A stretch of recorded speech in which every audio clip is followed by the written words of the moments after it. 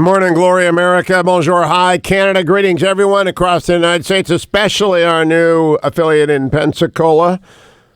WPNN FM 103.7, 720 AM, Pensacola's number one information and sports leader. The cradle of naval aviation. We're very glad to have you. We begin this morning with the Granite State Governor, Chris Sununu. This is the third Governor Sununu I've interviewed in my 20 years on the air. His father and his brother have been governor. Now Chris, the smart one, is governor, the MIT graduate. Good morning, Governor Sununu. Great to have you on the Hugh Hewitt Show.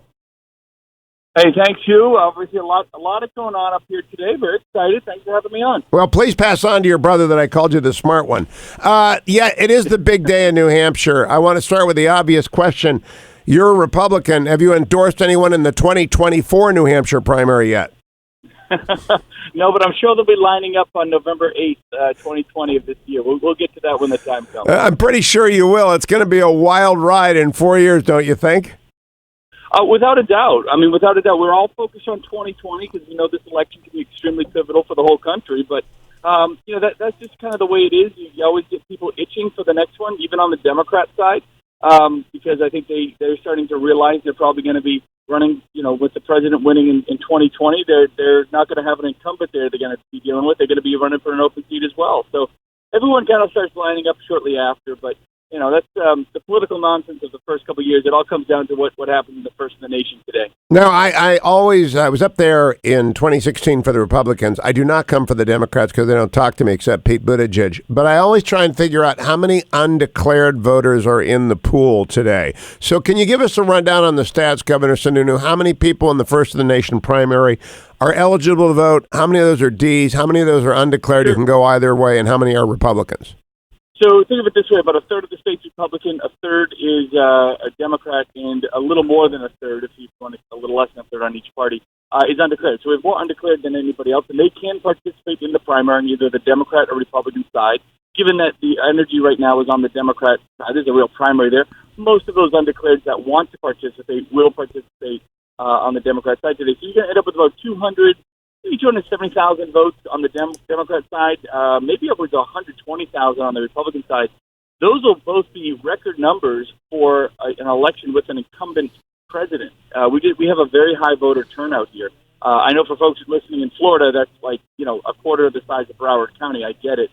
But up here in New Hampshire, that's actually an incredibly high number for a voter turnout in a primary. And again, that's why New Hampshire has the first of the nation primary, because we have such high voter engagement on both sides of the ticket. So, Governor, you got 270,000 Ds, 120,000 Rs. That means 390,000. I'm a lawyer, but I can add 390,000 voters. That would mean about 130,000 undeclared, and that's where I really want to focus for a moment. Where do you think the undeclareds are going who are voting in the Democratic side today?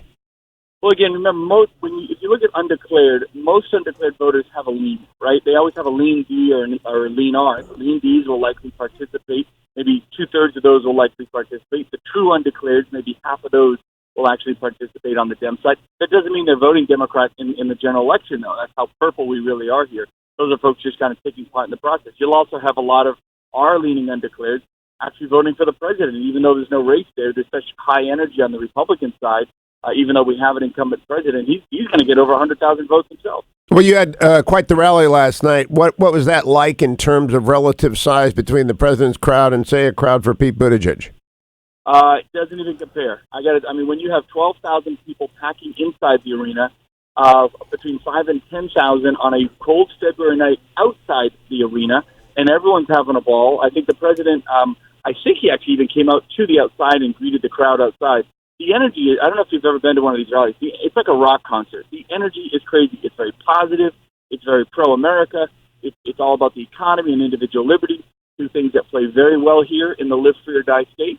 And so it's great. And so at the end of the day, even though last night was the night before the big Democrat primary, all the headlines were for the president, the vice president, and their economic success. And so you have to give them a lot of credit where credit is due, and the people are coming out in droves for them. Now, my friend Doug Ducey says he's got the best economy in the country. What does a New Hampshire governor say about that? How's the economy in the Granite State? Look, I love Doug. He's a great governor of Arizona. I'll give him the best economy west of the Mississippi. I'll take the best economy east of the Mississippi. We are now ranked the number one state pro-business state in the Northeast, the number one state for millennials to move in, the lowest poverty rate in the country, one of the lowest unemployment rates in the country. With Connecticut, New York, New Jersey, and Massachusetts constantly passing more laws and taxes and regulations, I got all these families and businesses flooding over into New Hampshire. So we're absolutely booming, and a big part of that was Trump's tax credits. We got hundreds of millions of dollars of investment off of that. We have a balanced budget, a very healthy surplus, investing in the right programs without taxes, without sales tax, without income tax, with a lot of personal liberty and freedoms, and that's just what people want. I'm a big believer. Government is not here to solve your problems. It's not. It's here to create a lot of doors of opportunity for you or your kids or your business. But whether you go through those doors or not, that's up to you. That's really what Live for Your Die is about. And people love that because we believe in the individual. We don't believe in big government institutions. So we've been very successful economically, and we think the boom is really going to continue right through 2020. I like to point out that people don't know this. New Hampshire is one of those rare states that has its defense spending about a third between the three branches. So the rise in the rebuild of our national military has helped New Hampshire. But what is the strongest center of economic activity in the Granite State, Governor? The two areas, high-tech manufacturing and biotech, is seeing this huge boom. Regenerative medicine, biologistics, biotechnology. Huge boom in the Manchester area and in our university system. And matching that with the aerospace and defense stuff that we do on the manufacturing side, wafer chips and things of that nature. Think of Kendall Square, MIT Technology Hub in Boston. We're the tax-free suburb of that, right? We are the live-free tax-free suburb 35 miles away, where you don't have to be in the People's Republic of Cambridge. You can have your business and your family and your economic success right over the New Hampshire border. So we really try to take advantage of both worlds here. Now, Governor, we're talking on 1370 Keene and 1290 Nashua. We're all across the state. So we have a great talk radio audience in New Hampshire. The politics of the state swing wildly, in my view. I still don't understand the Senate election. Which way are they trending this year? Because I have both Eric and Don Trump on today. They're going to tell me New Hampshire's in play. Is it in play?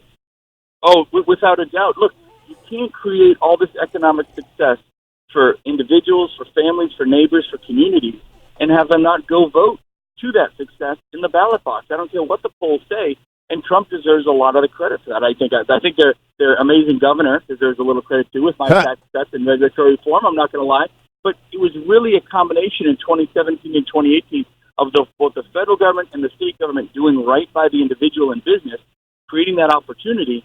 And people in New Hampshire are very local. We believe in our communities, our neighborhoods, our neighbors. That's how we're going to vote. And so when we go into that ballot box, that's exactly why Donald Trump is, I think, very likely going to win here in 2020. Now, it looks like on the Democratic side, a two-person race between Senator Sanders and Mayor Buttigieg. Do you have a prediction, Governor Sununu?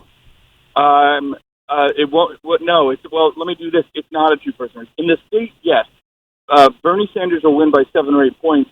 I think we all know on the national scale, you're going to get three progressive candidates kind of battling it out against 3 moderate candidates, and you're going to get a very ugly broker convention. And then you have this big Bloomberg umbrella that's going to come over the whole thing, and he's going to try to buy his way into an election. The progressive socialists won't let that happen, nor should they, by the way.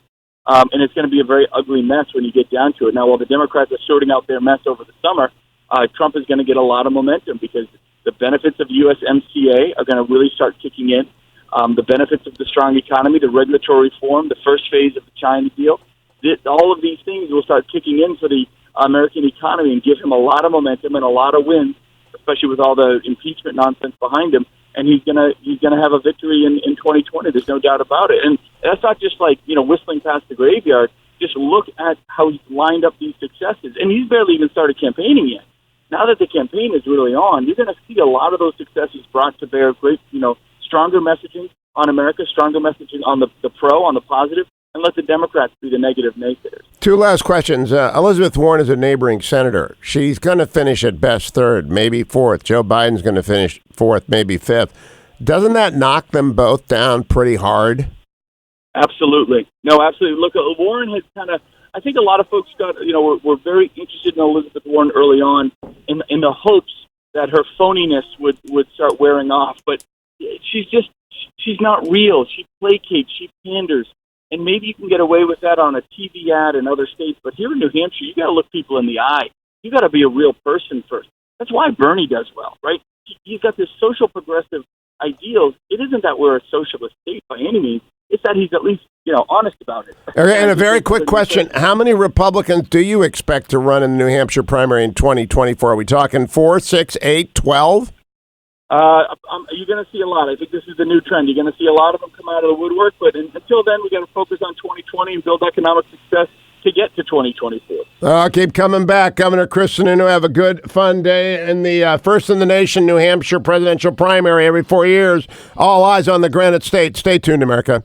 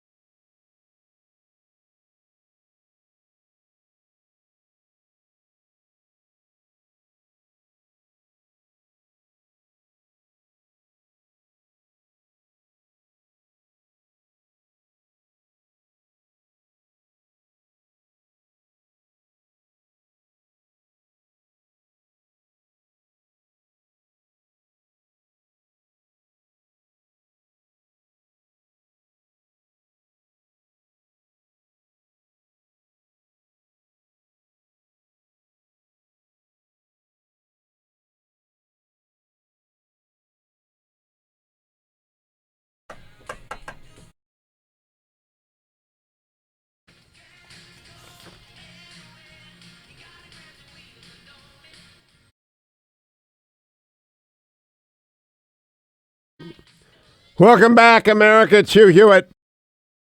Mike Allen's Axios AM newsletter just came out. Quote, the political market is rendering two unambiguous trend lines. Mike Bloomberg's TV monopoly is fueling his surge into the top tier of Democratic presidential rivals, and cash-strapped Joe Biden is crashing. I think this is the end of the Joe Biden campaign today. I think it's over. I think Pete Buttigieg is going to come in a strong second, maybe win. It's a two-person race in South Carolina between Buttigieg and Bernie, and then we'll see whether or not Bloomberg's money. Boy, some video came out about Bloomberg talking about minorities and crime last night, which is not going to help him in the I think you'll see a split Democratic Party if Mike Bloomberg is the winner. I really do. I think you'll see Bernie Sanders run as a third-party candidate. I can't imagine they're going to go for the plutocrat from Monopoly running for president. We will see. Let me begin with the market overnight look brought to you by Birch Gold. You know, there are global concerns about coronavirus, and they are legit. The mortality rate yesterday came in for a scientific study. 1% of the people who get coronavirus die, which is 15 times as lethal as the flu in the United States. Our OTT number is 2.3. Every person who's infected gives it to 2.3 people. There are now 43,112 diagnosed cases, 1,018 fatalities, 4,027 recoveries. What's that mean for gold? It means that you need a precious metals-backed IRA. You need to diversify your retirement savings. And the people who do that for you, Birch Gold. They make it so easy to convert an eligible IRA or 401k into a precious metals IRA. All you have to do is text Hugh, H-U-G-H, to 474747 to request a free info kit and see if diversification works for your family. And for just this month, February has an extra day, a bonus day. So Birch Gold is celebrating February's bonus day with a special bonus offer. For every $5,000 you diversify into a precious metals-backed IRA from Birch Gold Group, they will give you a free 1-ounce silver coin. So you put in $20,000, they'll send you 4 of those coins. But you have to text them, and you have to buy this month. Birch Gold Group has thousands of satisfied customers, countless 5-star reviews, an A-plus rating with the Better Business Bureau. Text Hugh to 474747 to get your info kit. Claim your eligibility for this special offer today. Text Hugh to 474747 overnight. Japan was down about 0.6%, but the Hong Kong index rallied 1.22%. England up almost a point. Germany the same. German Ambassador Rick Grenell joins us at the bottom of the hour. Yesterday, the Dow was up 174 points. The NASDAQ was up 107. The S&P was up 23. And yesterday, Amazon is my proxy for the tech sector. I don't use Tesla because that's just crazy. But Amazon went up 2.63% yesterday, $54 a share, now at $2,133. I'm not going to be surprised if it goes to $3,000. Now, I own some Amazon. I'm not selling it. I just say that because coronavirus is going to benefit a few sectors. It's going to take a terrible toll in human misery, a horrible cost in global growth, a shattering impact on Chinese growth, devastation on some market sectors like foreign travel, especially in Asia, cruise line. But people like Amazon, holy smokes, 2.63%, and it's just going to keep going Tesla. So there is no overall market effect of coronavirus, but that mortality rate of 1%, that's bad news. Let's give you a little bit of Donald Trump, shall we, at the Manchester rally last night, cut number 7. While the extreme left has been wasting America's time with this vile hoax, we've been killing terrorists, creating jobs, raising wages, enacting fair trade deals, securing our borders, and lifting up citizens of every race, color, religion, and creed. From our rural communities to our cities, we are expanding the blessings of America to all of our citizens. We added another 225,000 new jobs last month alone. Donald Trump in New Hampshire last night. Come right back. Ambassador Richard Grenell of Germany joins me to talk about the new Kosovo-Serbia agreement that he brokered. Stay tuned.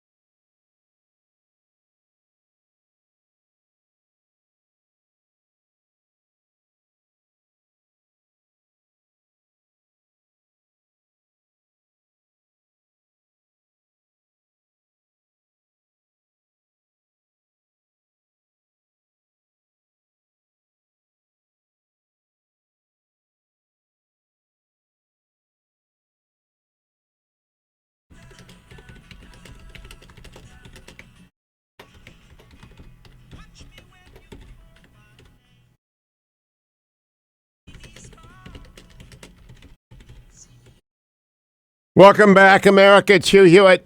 Normally, I have some fun when I introduce my friend, Ambassador Richard Grenell, the United States ambassador to Germany. But there's been big news that Ambassador Grenell has been involved in. I want to get right to it.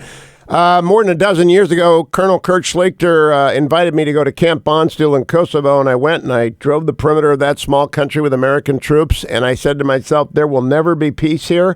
There's hatred in the eyes of the Serbs for the Kosovars and vice versa.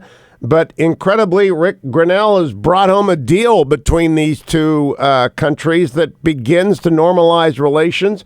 Congratulations, Rick Grenell. Good morning. Great to have you. Tell us about it. Hi, Hugh. Thanks for having me.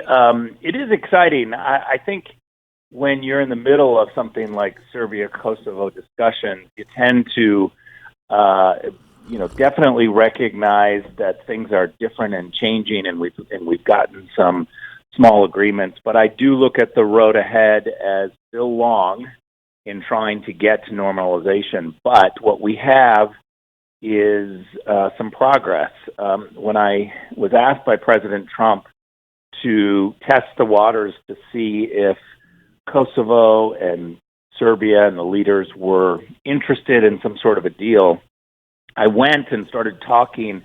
And what I found in talking to both sides and the private sector, the business community on both sides, was my first meeting.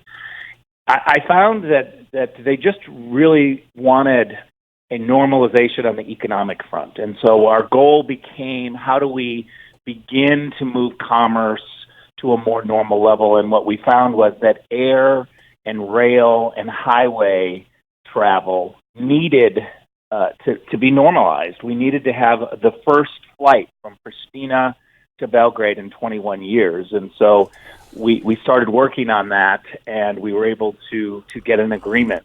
And Lufthansa Airlines, the great German airline, is going to provide that flight for the first time in 21 years, really shaking the business community in both ways. Right now, it's a 5.5-hour trip by car, and you have to cross the border, and there's a lot of border crossing problems. And so it can be a lot longer than 5.5 hours. But with this new agreement, it's going to be a 24-minute flight, straight flight, cargo, passenger, and the business community is ecstatic.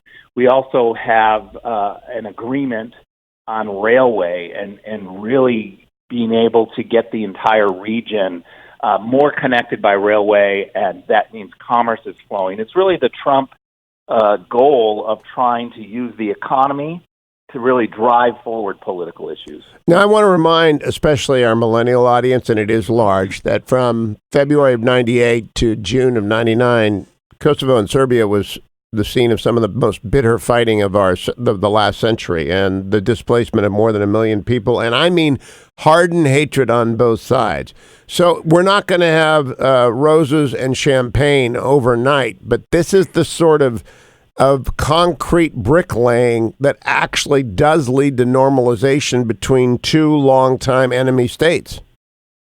There's no question. And, when I was kind of starting my political career, this was the issue, right? This was the hot issue that the Clinton administration was working on and NATO was involved with. It really was, I think, a conflict and a war that shaped much of my understanding about the Balkans and even about Europe. And so it's humbling for me to be now there trying to push these parties together. But, I do think in a typical Donald Trump administration fashion, we are pushing the parties together and trying to not have this kind of U.S.-centric idea that's imported, onto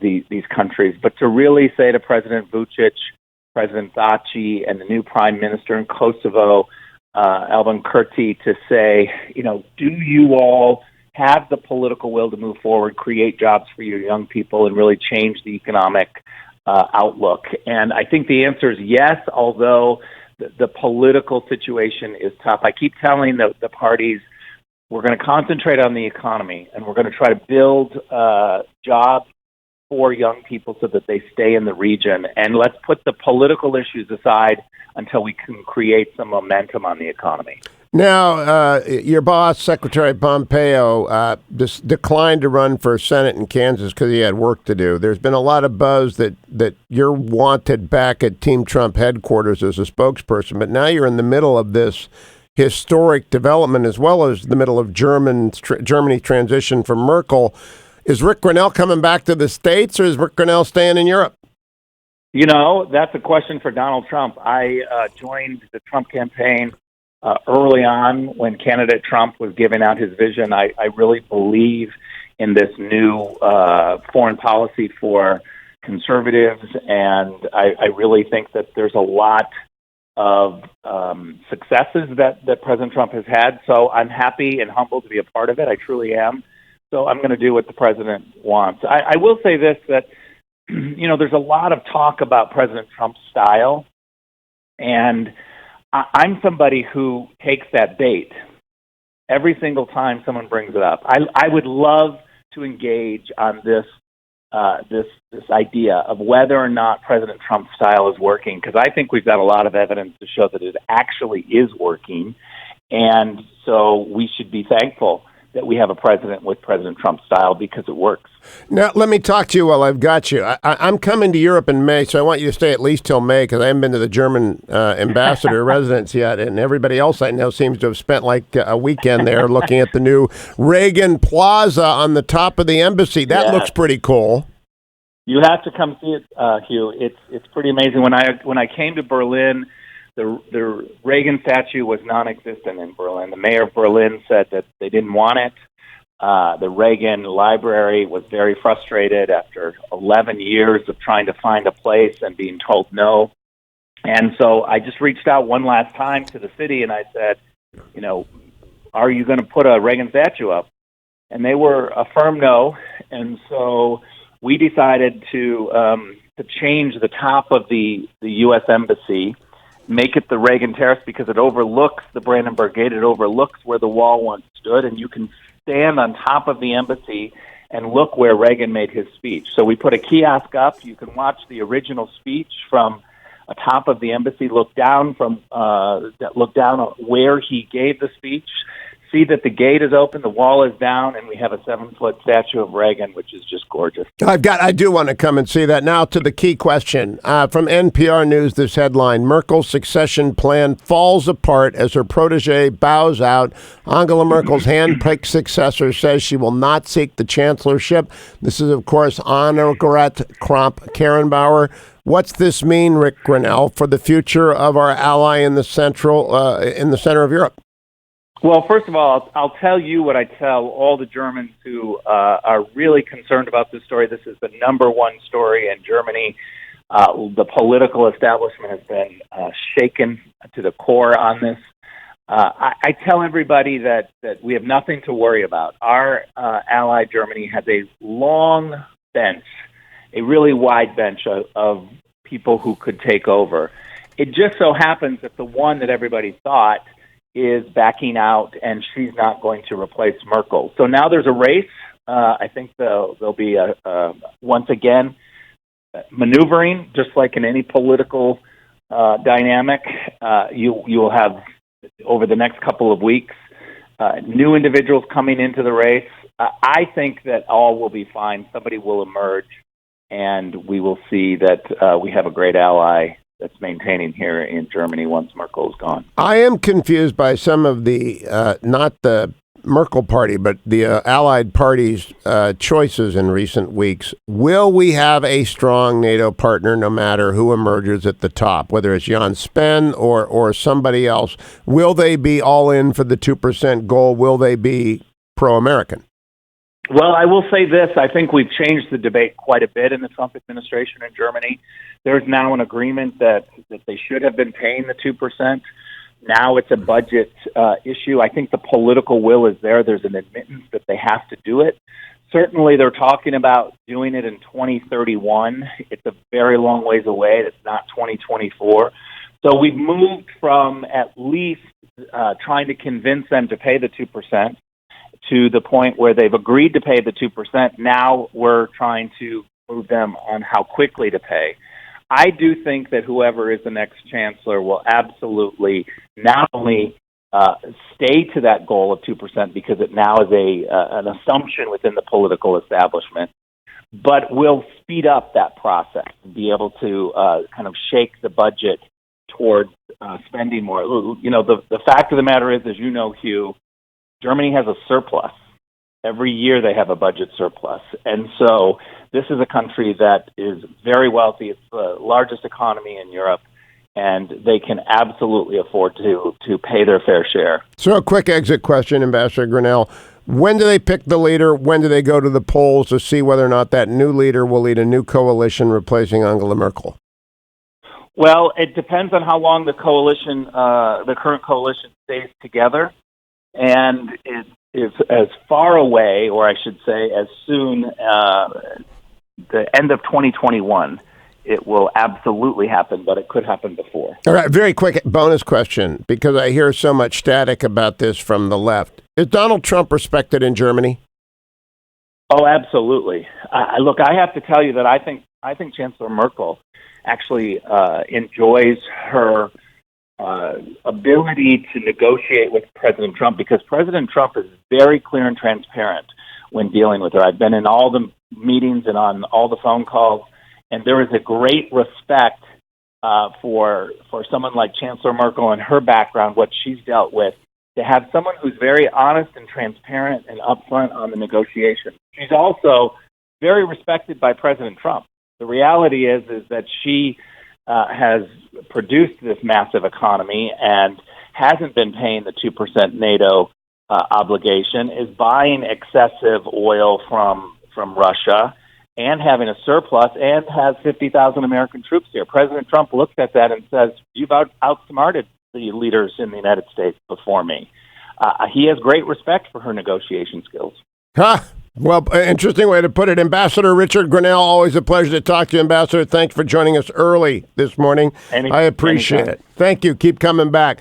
Time to tell you about Honorbound Coffee. Don't forget, I'm having my Honorbound Coffee this morning. Every time you go to honorboundcoffee.com and get your coffee over the web, have it delivered, you get 2 for the price of 1 with your first order, but 4 different kinds of brews, 4 different kinds of grinds, 1 great kind of coffee. Every dollar of profit goes to support military families. Best coffee in America, best thing to do in America. Support military families, honorboundcoffee.com. And don't forget relieffactor.com. Went and saw the physical therapist yesterday, Dr. Sadek. And he hurt me, of course. And that means double down on the relieffactor.com. Rotator cuffs don't heal themselves. But if you take these 4 pills, I can encourage lukewarm coffee. I carry curcumin, resveratrol, and omega with lukewarm honor-bound coffee. Normally it's hot, but Ben just won't give me any.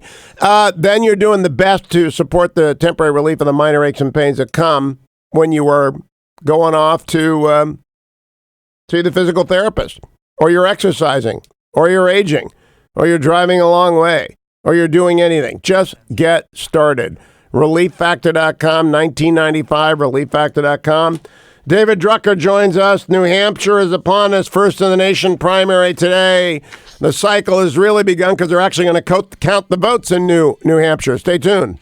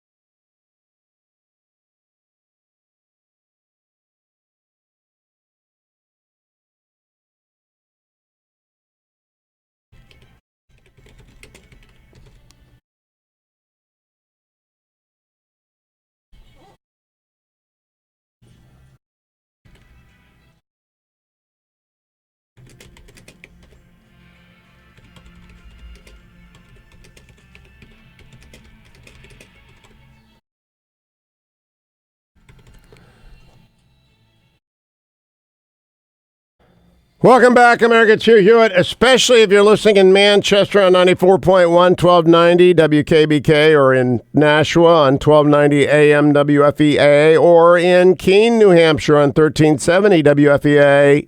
I want you to listen very closely. It's Election Day, first in the nation, New Hampshire. I am joined by David M. Drucker. Follow him at David M. Drucker on Twitter of the Washington Examiner. Here to tell you with Kreskin-like accuracy who's going to win. Thanks, Hugh. No pressure. No pressure at all. So, who's going to win?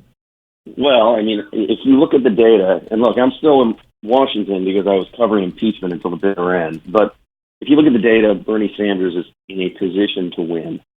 I think the question is, if he wins, how strong is the victory, and where is the second-place finisher, nipping at his heels or far back? And because in the expectations game of early state victories and second and third place finishes, whether you surpass expectations or don't meet them is a really big deal. And by the way, we already know Joe Biden's going to disappoint again, to the point where it's not really even a disappointment anymore. It's expected.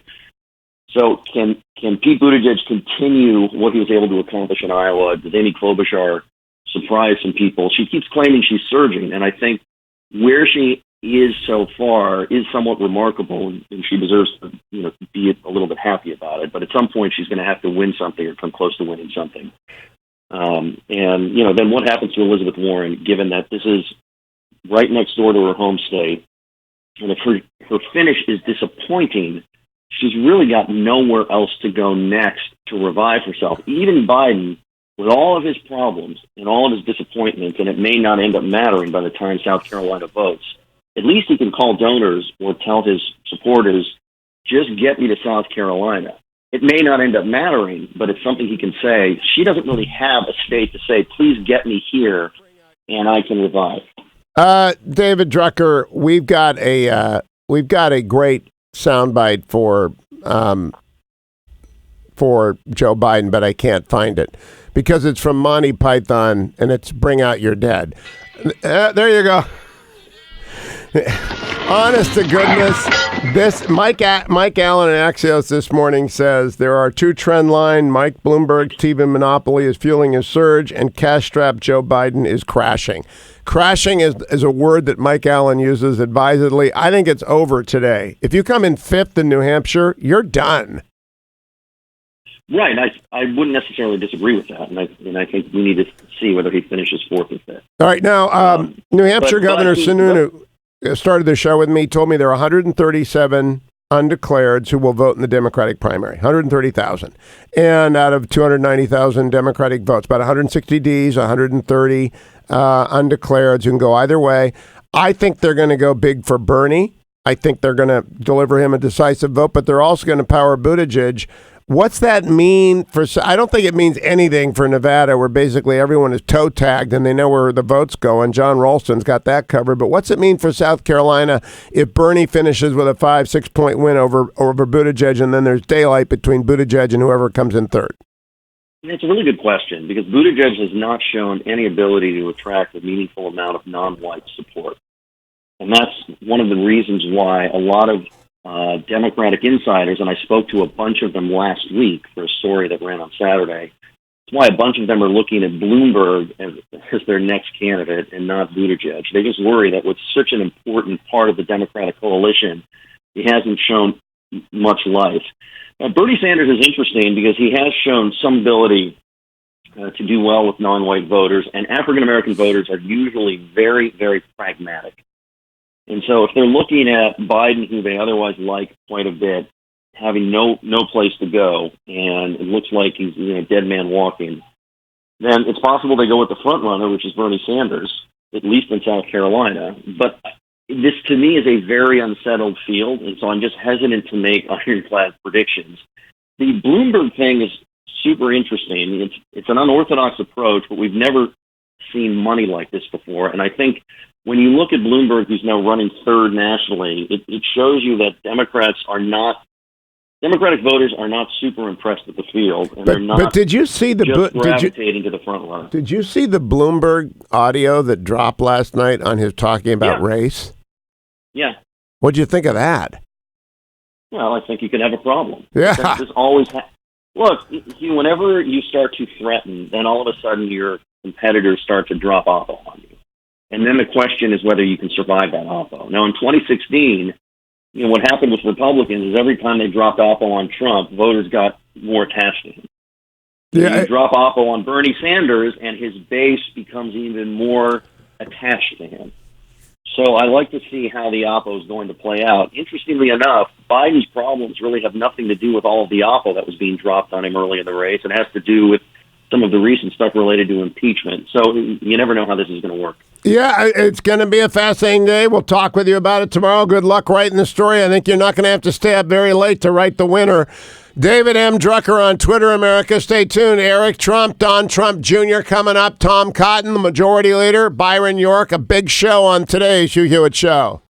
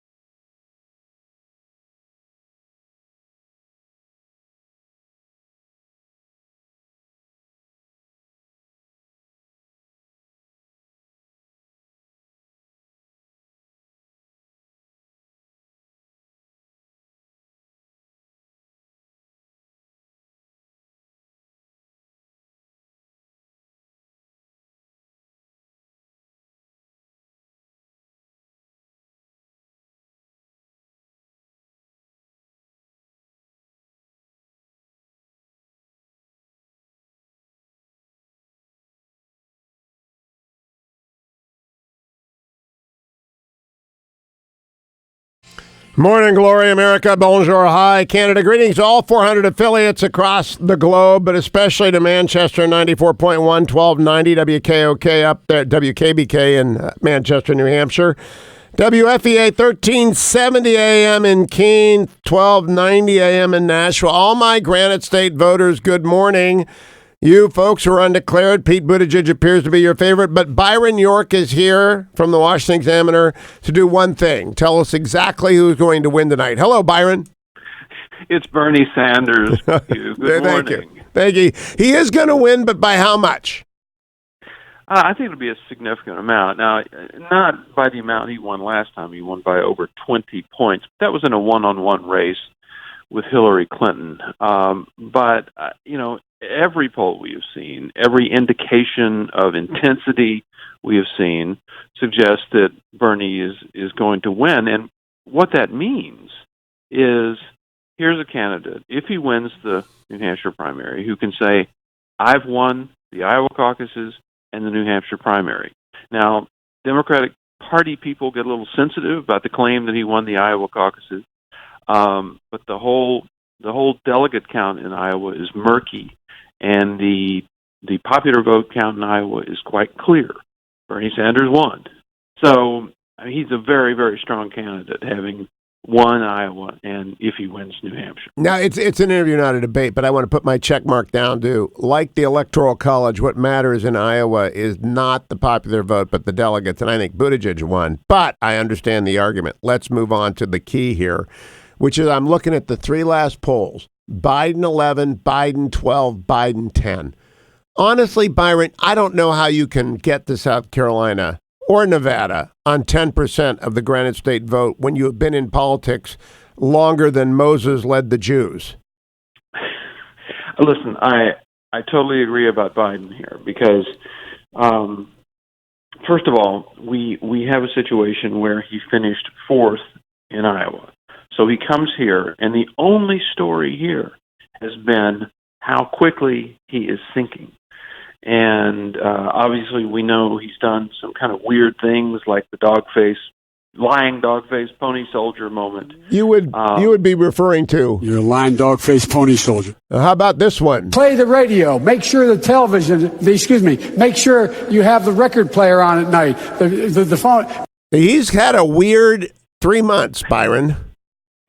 The record player. Now, that's an old one. You've dredged up an old one right now. I love that one. Here's what I think is happening. I went to a Pete Buttigieg event in Dover the other day, and what was interesting is there were a lot of people who called themselves centrists, centrist Democrats.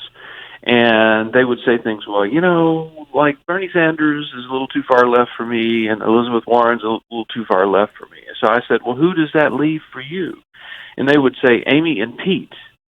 And they meant Amy Klobuchar and Pete Buttigieg. And I said, anybody else? And they said, no. And I said, well, what about Biden? And they say he's too old. Too old. And by too old, they mean obviously Bernie is older than Biden is. By too old, what they mean is they don't think he's up for the job. He's slowed down. He's lost a step, 2 steps, 3 steps, but he's just not ready for the job. Byron, you're one of the most astute observers of politics. I want to try a theory on you. I don't think it's about with Pete Buttigieg, the moderate lane. I think it's about the generational change lane because he's not really a moderate. When you want to do away with the Electoral College and you want to expand the Supreme Court, you're not, by anyone's definition, a moderate. He is winsome and really, really smart. I sent his comms director, Liz Smith, a little note this morning. There once was a comms director named Liz, whom many thought was best in the biz. She touted her mayor and sought broadcaster favor, save for Hewitt, who wasn't on the list. So I love Liz Smith and I love Buttigieg, but he's not a moderate. I totally agree. All conservatives think he is not a moderate. But Democrats, a number of Democrats who style themselves as moderates or centrists, like Buttigieg, it could absolutely be generational because if you look at the big four, which is Biden and Bernie and Warren and Buttigieg is the only one who's not in his 70s. True. So yes, there is a generational issue. Although I certainly believe some People would think at 37, I guess he'd be 38 if he's president, that he's too young to be president, which is it's a bizarre situation in the Democratic Party right now. But you have to remember there are a self-styled moderate or centrist in the Democratic Party just might not fit Hugh Hewitt's definition of a moderate. True. Now, there is also a Beltway consensus. You know, our friend, he's not my friend, our colleague in broadcast, Mark Halperin, used to refer to the Hive. The Hive wants Amy Klobuchar more than anything I've ever seen them want. They know that Bernie's going to lose. They want Amy Klobuchar. She's not taking on. I do think she has one big bounce out of this, which is she becomes everybody's vice presidential candidate. What say you, Byron York? Well, I think you agree. I agree with you on that. I think there's kind of an effort to perhaps will her into a higher place than she really is. A lot of talk about her momentum, but you have to remember she finished fifth in Iowa. And a finish of fifth, and then say a finish of third in New Hampshire can you go on with that? She'll, I guess, argue that she can. But the way you started this segment, today is the 11th. Nevada is February 22nd.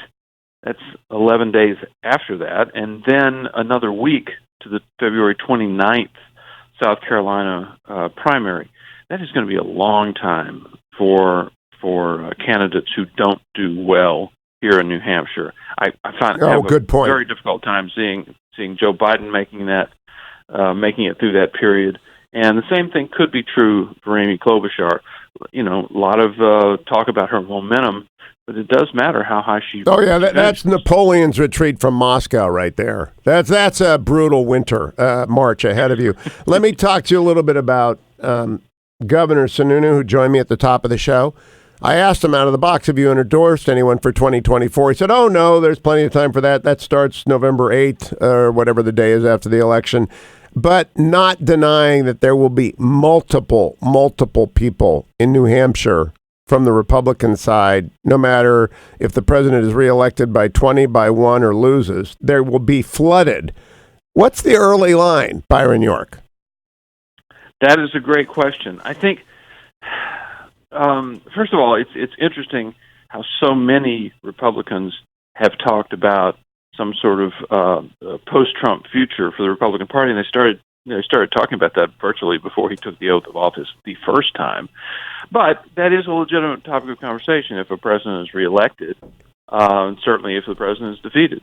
But who is that? I would say what you have to look for is someone who can synthesize or try to synthesize the changes that Trump has made in some of the fundamental areas of the Republican Party, that's like in trade and immigration and foreign entanglements, entitlements, a number of these things.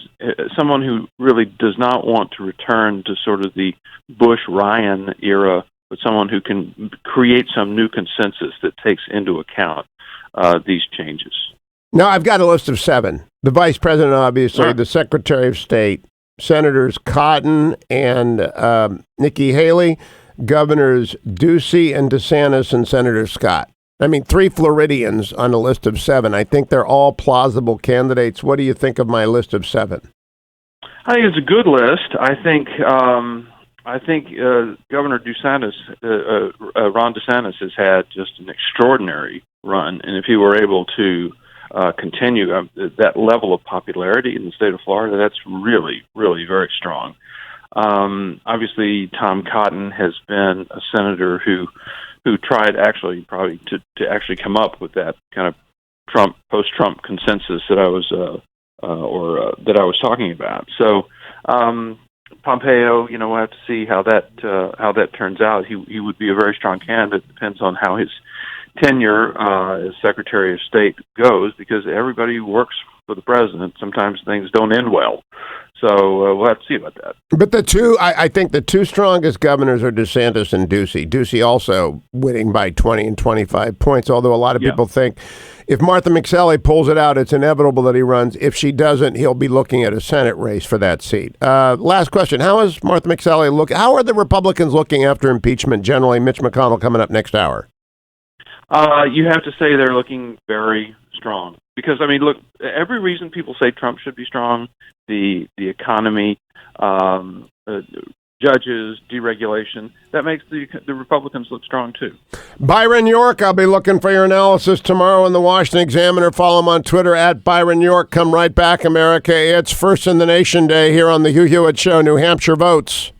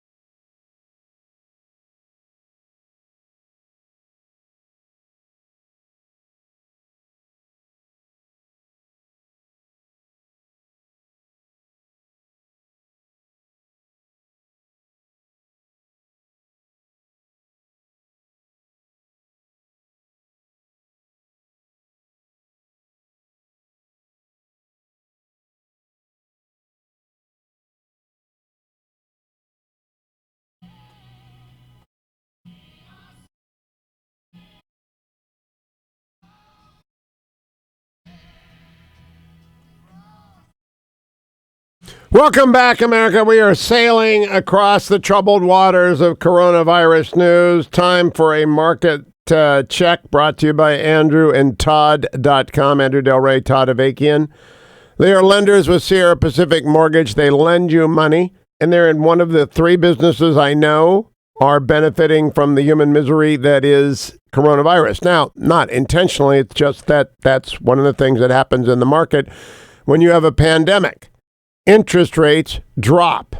Why? Because, in fact, the 10-year Treasury is at 1.55% this morning. It's extraordinary, the lending that you can do out of your home. If you need to get money out of your home for college to consolidate debt, you want to buy a new house, you want to help your kid, your son, your daughter, your grandson, your granddaughter become a homeowner, condo owner, become a co-borrowing, non-occupying co-signer with them.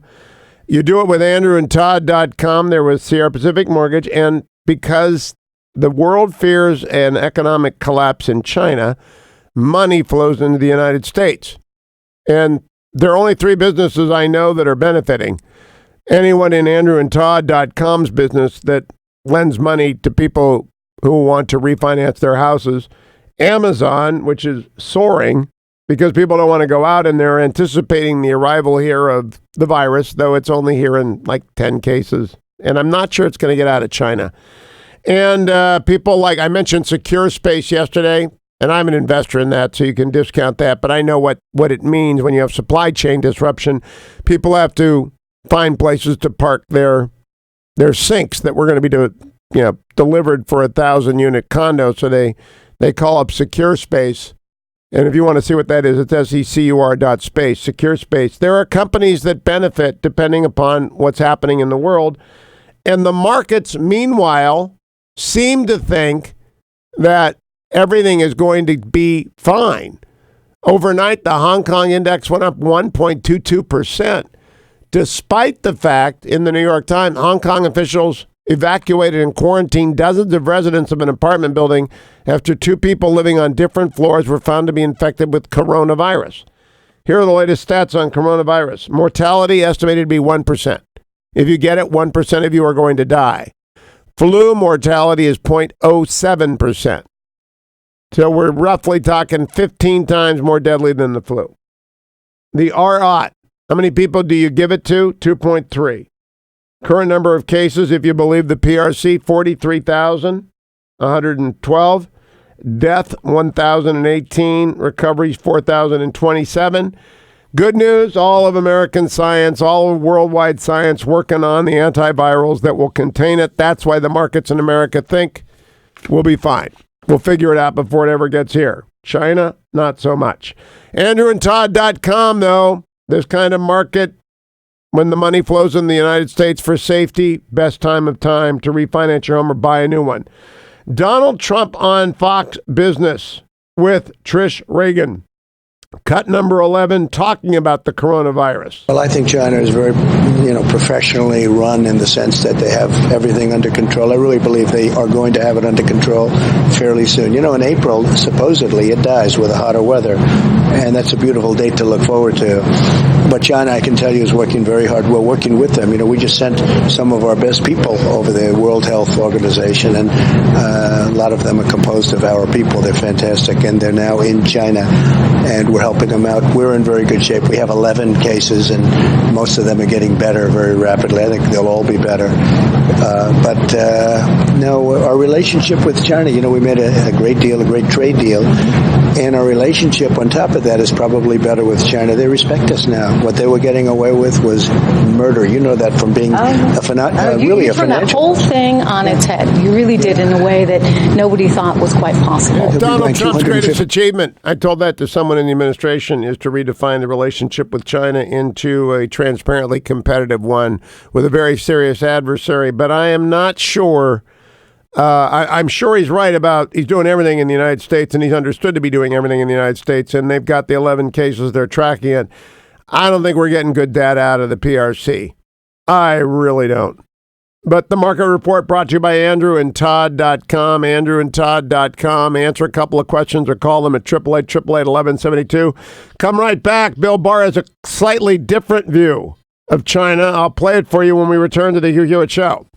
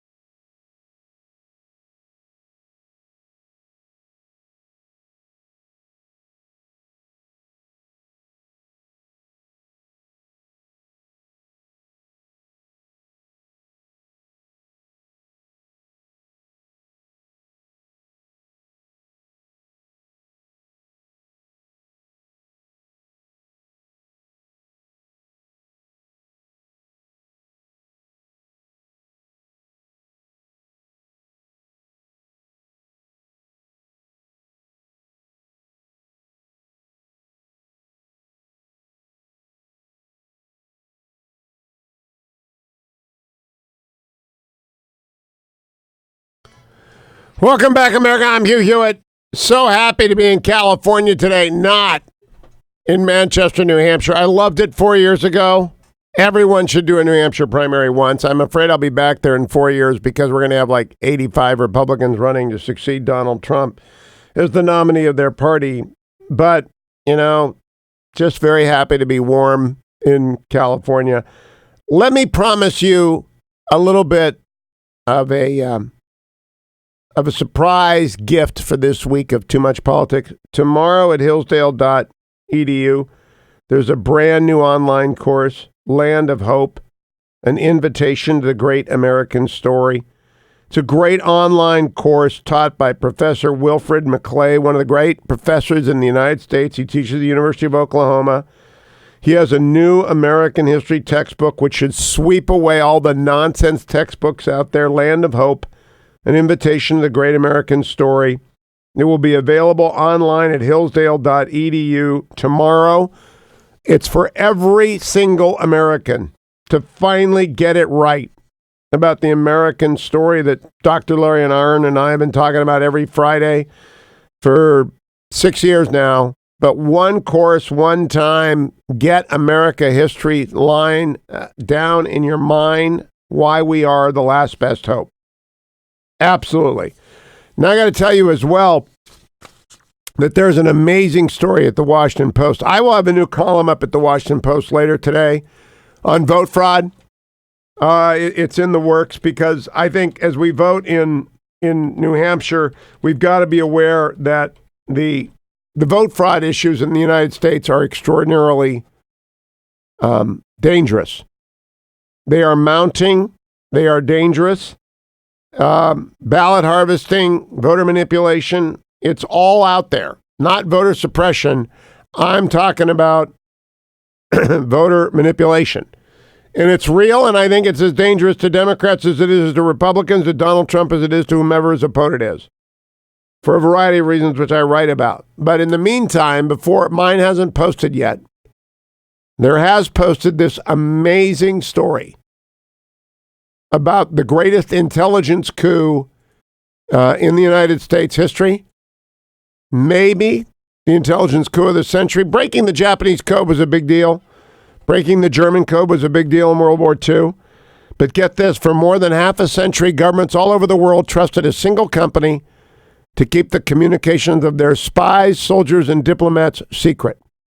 That company, Crypto AG, got its first break with a contract to build code-making machines for U.S. troops during World War II. Flush with cash, it became a dominant maker of encryption devices for decades, navigating waves of technology from mechanical gears to electrical circuits and finally silicon chips and software.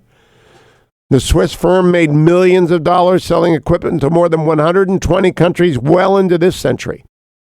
Its clients included Iran, military juntas in Latin America, nuclear rivals India and Pakistan, even the Vatican. None of its customers ever knew that Crypto AG was secretly owned by the CIA and the West German intelligence agencies. Well done. Well played, Mr. Bond. Now, back to the Chinese. I want to review with you what Donald Trump said. The good news about China, he thinks they've got coronavirus under control, cut number 11. Well, I think China is very, professionally run in the sense that they have everything under control. I really believe they are going to have it under control fairly soon. In April, supposedly, it dies with the hotter weather, and that's a beautiful date to look forward to. But China, I can tell you, is working very hard. We're working with them. We just sent some of our best people over the World Health Organization, and a lot of them are composed of our people. They're fantastic, and they're now in China, and we're helping them out. We're in very good shape. We have 11 cases, and most of them are getting better very rapidly. I think they'll all be better. No, our relationship with China, we made a great deal, a great trade deal, and our relationship on top of that is probably better with China. They respect us now. What they were getting away with was murder. You know that from being really a turned that whole thing on its head. You really did in a way that nobody... That's the upside. Let me tell you the downside. In 2018, the Spanish flu, which really began in Kansas, surfaced in April. Then it went underground, went through 12 what they call passages, evolutions, mutations, resurfaced in September and October, killed the equivalent of 1.75 million Americans, mostly young adults, because of the way it attacked the immune system. It attacked the strongest immune systems, the 18 to 40-year-old crowd. The same thing today. It would kill 1.75 million Americans. Worldwide in 1918, it killed between 20 low-end, 50 million high-end. You couldn't count Africa and places like that. It was devastating. And you basically bled out in a day. People just dropped dead. So if coronavirus does anything like that, yeah, it goes away in April. It comes back in September, virulent and deadly. We've got to get a antiviral solution. The market is pricing in science, but China is screwed. That's good for America. I mean, Amazon, I look at the market and I see Amazon's up, Tesla again is up another $5 in pre-trading. Tesla's gone crazy, but Amazon's up $22 already this morning after a $54 rise yesterday. I think it's going to go to $3,000 a share. I own it. I hope it does. But I know America is benefiting from China's woes.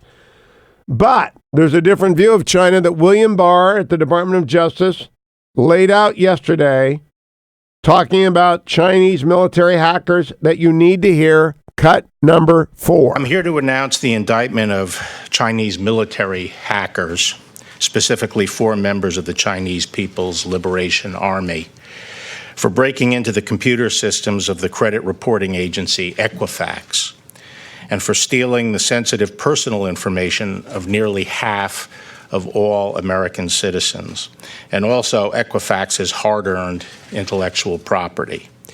This was one of the largest data breaches in history. It came to light in the summer of 2017 when Equifax announced the theft. The scale of the theft was staggering. As alleged in the indictment, the hackers obtained the names, birth dates, and social security numbers of nearly 150 million Americans and the driver's licenses of approximately at least 10 million Americans. This theft not only caused significant financial damage to Equifax, but invaded the privacy of many millions of Americans and imposed substantial costs and burdens on them as they had to take measures to protect themselves from identity theft. As described in the indictment, the hackers broke into Equifax's network through a vulnerability in the company's dispute resolution system. Once in the network, the hackers spent weeks conducting reconnaissance, uploading malicious software, and stealing login credentials, all to set up the stage to steal vast amounts of data from Equifax's systems. While doing this, the hackers also stole Equifax's trade secrets, embodied by the compiled data and complex database designs used to store personal information. Those trade secrets were the product of decades of investment and hard work by the company. Today's announcement comes after 2 years of investigation. According to the 9-count indictment handed down by the grand jury in Atlanta, 4 members of the Chinese People Liberation Army are alleged to have conspired to hack Equifax's computer systems and commit economic espionage. This kind of attack on American industry is of a piece with other Chinese illegal acquisitions of sensitive personal data. For years, we have witnessed China's voracious appetite for the personal data of Americans, including the theft of personnel records from the Office of Personnel Management, the intrusion into Marriott hotels and Anthem health insurance companies, and now the wholesale theft of credit and other information from Equifax. This data has economic value, and these thefts can feed China's development of artificial intelligence tools, as well as the creation of intelligence targeting packages. In addition to the thefts of sensitive personal data, our cases reveal a pattern of state-sponsored computer intrusions and thefts by China targeting trade secrets and confidential business information. Hacks by the group known as APT-10, which worked in association with the Chinese Ministry of State Security, or MSS, to target managed service providers and their clients worldwide across industries. Hacks by MSS intelligence officers who sought to steal intellectual property relating to turbofan engines by using both insiders and computer operations. And hacks by PLA officers who targeted victims in the nuclear power, metals, and solar products industries for the economic benefit of Chinese companies. Indeed, about 80% of our economic espionage prosecutions have implicated the Chinese government. And about 60% of all trade secret theft cases in recent years involve some connection with China. We normally don't bring criminal charges against members of another country's military or intelligence services outside the United States. In general, traditional military and intelligence activity is a separate sphere of conduct that ought not be subject of the domestic criminal law. There are exceptions, however. For instance, we have brought charges against intelligence officers operating undercover in the United States. And more recently, we have charged state-sponsor actors for computer intrusions in the United States for the purpose of intellectual property theft for the use of their private sector, including bank robbery and interference with our democratic elections. Like those cases, the deliberate, indiscriminate theft of vast amounts of sensitive personal data of civilians, as occurred here, cannot be countenanced. The United States, like other nations. You get the point. You get the point. You really can't trust China on this stuff because you can't trust them. The coronavirus epidemic could spread to 2/3 of the world's population if it cannot be controlled, according to Hong Kong's leading public health epidemiologist. His warning came as the head of the World Health Organization said that we might be at the tip of the iceberg for this. Now, the United States is well defended. That's why money is pouring into the American market. But boy, oh boy, do not rest on that. You cannot trust their numbers. You just cannot trust their numbers. Don't forget, Created Equal is in movie theaters this week. You can trust Clarence Thomas. His story is so inspiring. Go to justicethomasmovie.com. That's justicethomasmovie.com. Give yourself a lift. Give yourself some inspiration. Go and see this Michael Pack-produced, amazingly directed movie about Clarence Thomas. It's called Created Equal. Clarence Thomas, in his own words, justicethomasmovie.com to see where it is in your neighborhood. And don't forget, relieffactor.com. You're getting in your car right now in D.C., 7:45, time to go to, well, some of you are staying home today in the Beltway because you want to watch New Hampshire return, even though nothing happens until tonight. relieffactor.com. If you got to go to work, if you're up in New Hampshire in the Granite State, you're listening right now in Manchester, Keene, or Nashua, go get some Relief Factor from your friend. You'll feel better if you're on your feet all day. I guarantee it. ReliefFactor.com. I carry in Kirkman, Resveratrol, Omega. Or if you're commuting in the Silicon Valley or one of those crazy drives in the Inland Empire into L.A., ReliefFactor.com. $19.95. Get you a starter pack. Come right back. I'll be joined by Tom Cotton.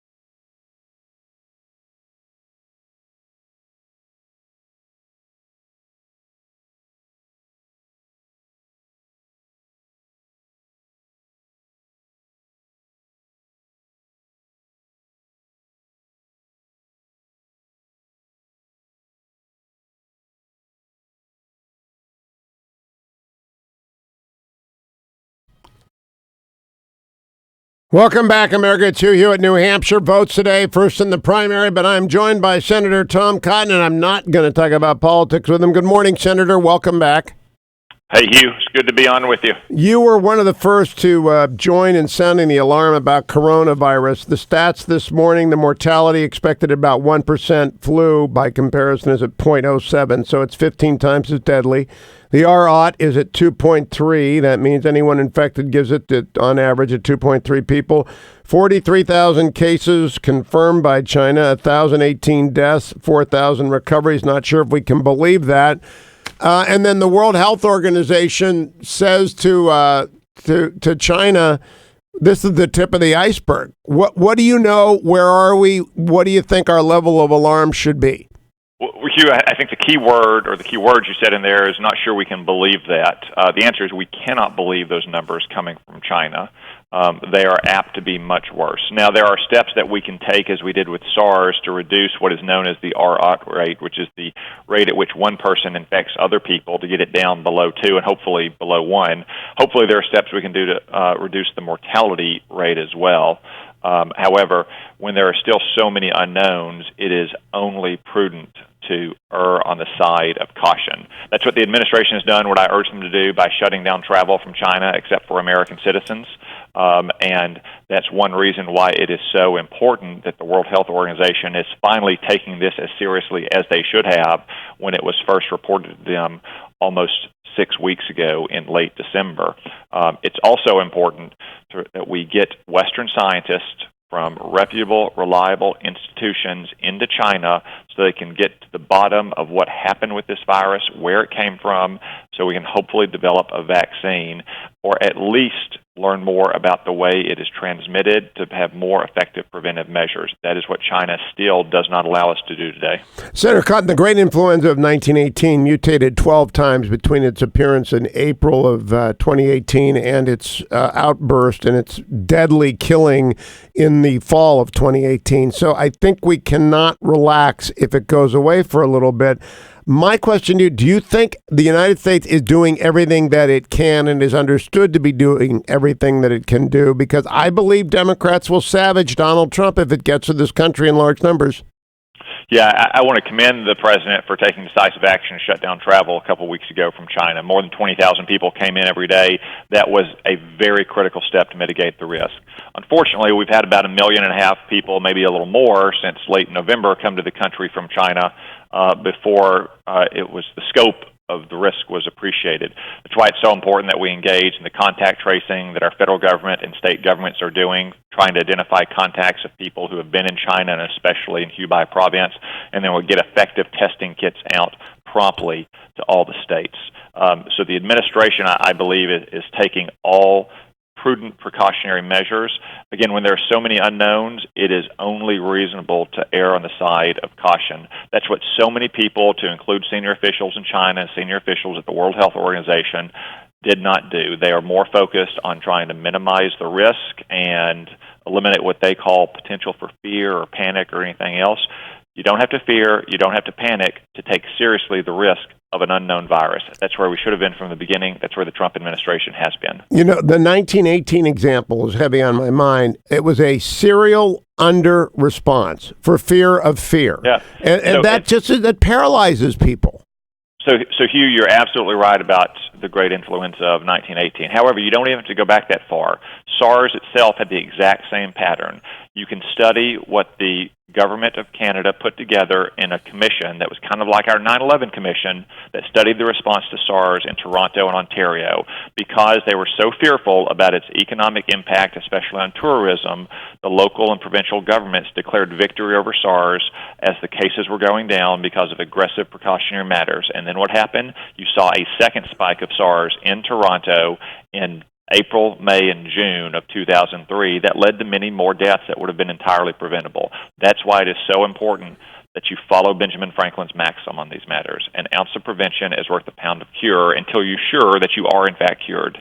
Last question. The CCP, Communist Chinese Party, very corrupt, and they have some extremists within it who would like nothing more than to export this to the United States. And they've also got bribe takers who will let people who fear the virus, flee to the greatest medicine in the world, which is in America.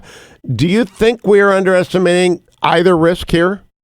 I think that we cannot have too much skepticism about the Chinese Communist Party in general, or in particular about the way it has responded to this outbreak, given its pattern of duplicity and incompetence and corruption in past outbreaks. Tom Cotton, always a pleasure, Senator. You got a prediction on who's going to... You know, Hugh, I don't see a dime's worth of difference between many of them, so let the best socialist win.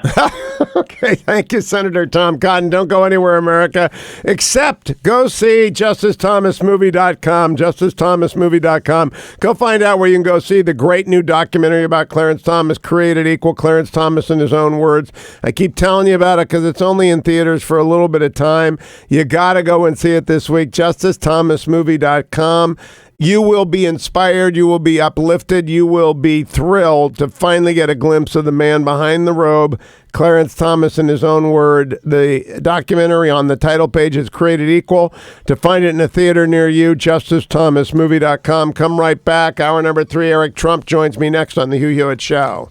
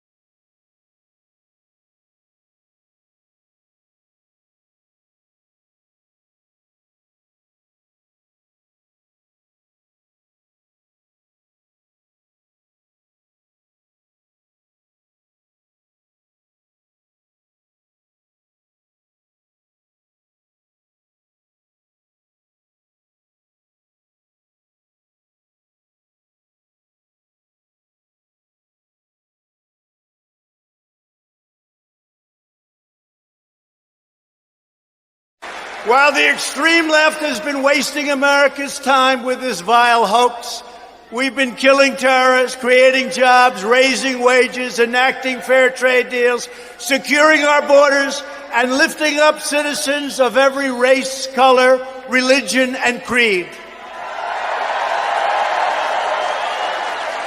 From our rural communities to our cities, we are expanding the blessings of America to all of our citizens. We added another 225,000 new jobs last month alone. Morning, glory, America. Bonjour, hi, Canada. Greetings to my 400 affiliates across the United States, and a special warm welcome to my new affiliate in Pensacola. WPNN FM 103.7, 790 AM, Pensacola's #1 information and sports leader, the cradle of naval aviation. I begin this hour with a little bit of Donald Trump, the president, speaking at a rally in Manchester last night. There in New Hampshire with him, his son, Eric Trump, who joins me, I think, for the first time on the Hugh Hewitt Show. Good morning, Eric. Welcome. Hugh, it's great to be on. I've had your sister and your brother and your father many times. It's great to have you on. Were you on the stage last night, or were you campaigning elsewhere? You know what I was, and I was campaigning all over the place. I was in Iowa all last week. The turnout there was unbelievable. You probably saw the mess that was also known as the Democratic Party last week. But, everywhere we went, Hugh, everywhere we went, we brought 80 surrogates into the state. Everybody had hundreds and hundreds and hundreds of people show up for a man who's pretty much running uncontested, right? The show of force in Iowa was phenomenal, and the amount of funds we're raising and the amount of support out there is just, I've never seen my father stronger than he is right now, and you saw that last night. We had 52,000 RSVPs for the rally last night. 52,000. They filled that stadium multiple times. There were so many people outside that couldn't even get in. That's how crowded it was, and it was just an amazing night. It was an amazing, amazing night. Governor Sununu, who began the show with me this morning at 6:06 a.m. Eastern Time, said New Hampshire is very much in play. I believe this is the strongest economy of my lifetime. I'm 63. I'm double your age. I don't think I've ever seen 3.5% unemployment, 3.6% unemployment with a growing labor force. I certainly haven't seen an average wage of $28 an hour. I think that's changing the map, Eric Trump. Yeah, I think it is too. There's a lot of states in play. I think we're going to put Minnesota in play. I think we're going to put New Mexico in play. There are a lot of states in play. Even look at the rally he had in New Jersey last week. A state that hasn't been in play for Republicans for a very long time. The amount of outpouring of support in that state, again, a very blue state, was just absolutely tremendous. You look at New Hampshire. New Hampshire has the 5th or 6th best economy, meaning of any state in the nation. They have 20,000 people in 3 years that have come off food stamps in that state alone. Drug overdoses in the state have gone down by almost 10%. Right? That was a big problem that New Hampshire always had, was the drug epidemic. They're doing incredible. Just the results of that state have been unbelievable. Their economy is on fire. Jobs are coming back to it. Manufacturing's coming back to it. Wages are growing really, really quickly in New Hampshire, and quite frankly, all across the country. That state's doing incredible. And remember, Hugh, we only lost that state by 6,000 votes. This is when the New York Times gave us a 1.9% chance of being able to win an election. We lost by 6,000 votes, and we didn't have any budget. She outspent us. Hillary outspent us 7-1.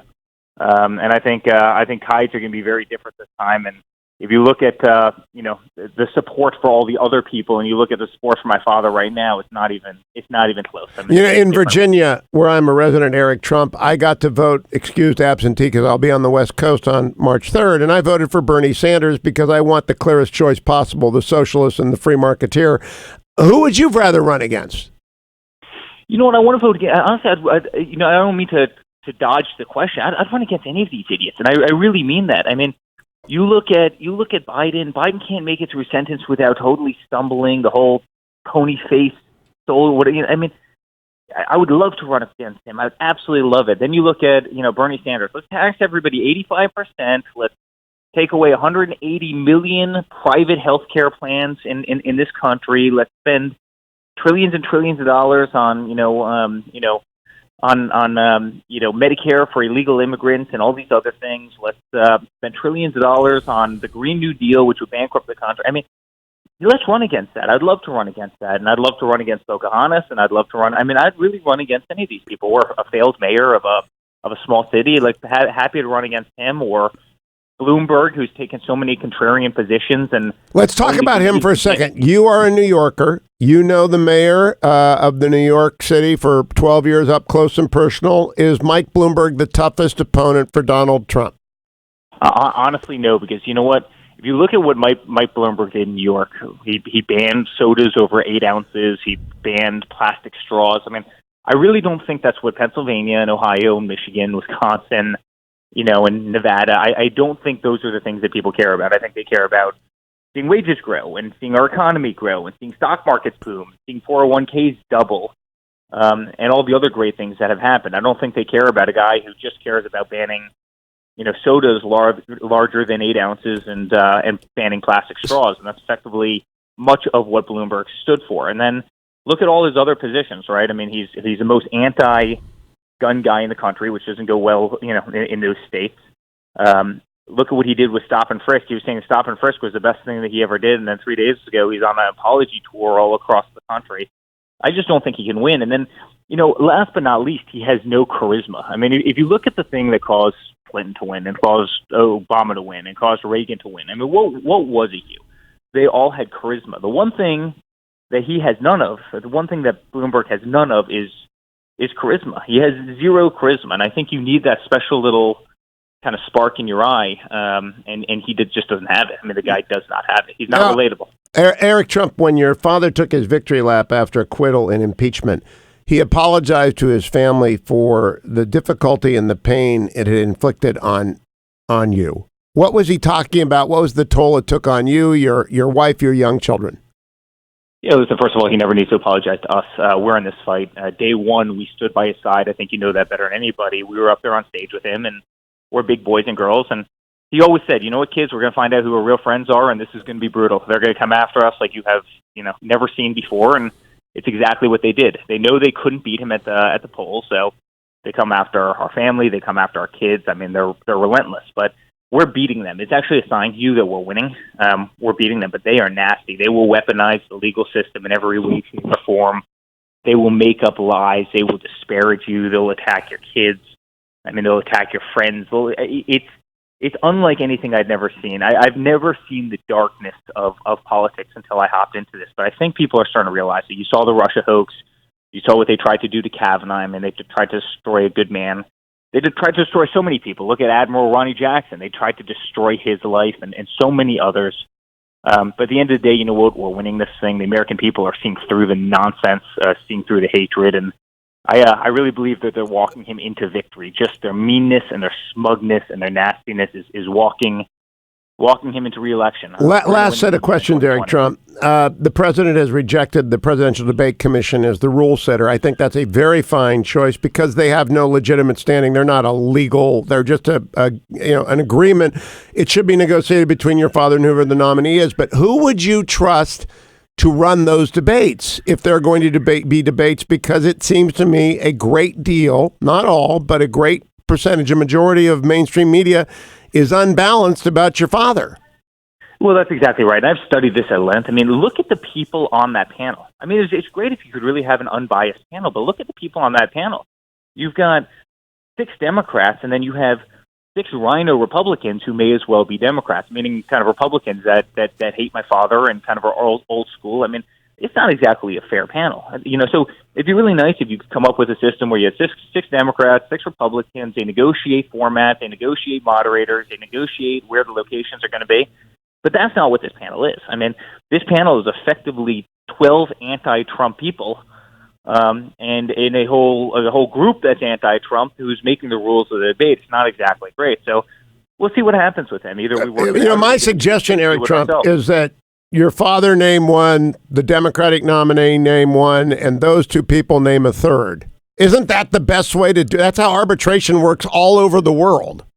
By the way, that's how it should be. Or if you had a commission that was fair, then they could do the same thing. They could accomplish the same goal. The difference is when you actually look at the resumes of the Republicans and what they've said about my father, clearly you're walking into just an absolute bias mess. And so, we'll play that out. And if we have to go our own way, we'll go our own way. No way you take you can take their colleges and their dates, but there's no way you'll let them name the moderators, correct?